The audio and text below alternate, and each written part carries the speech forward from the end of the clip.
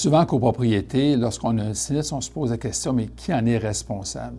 Alors, depuis 1994, on a une police d'assurance qui couvre l'entièreté du bâtiment, partie privative et partie commune.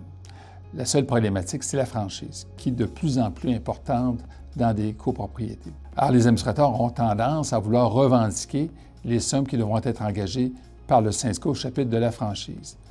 Se pose la question, est-ce que je peux imputer cette dépense au copropriétaire?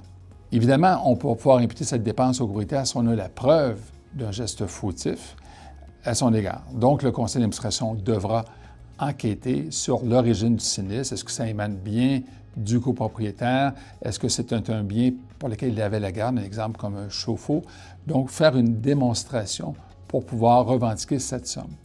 Il ne faut pas perdre de vue également, il y a une décision de la Cour d'appel sur ce sujet qui nous indique qu'on doit également envoyer une mise en demeure au copropriétaire avant de lui réclamer des sommes, pour lui demander, évidemment, de prendre position sur les dommages qui ont été occasionnés au bâtiment. Évidemment, lorsqu'on a un sinistre, la première chose, c'est d'enquêter, de connaître l'origine du sinistre. Après ça, évidemment, d'interpeller les gens qui sont dans le logement d'où émane l'eau et de poser la question, mais quelle est l'origine? Est-ce que vous avez commis une faute? Est-ce que vous avez été négligent dans l'entretien de votre réfrigérateur à glaçons, etc.? Donc, il y a une démarche d'enquête. Le conseil d'administration va devoir documenter son dossier.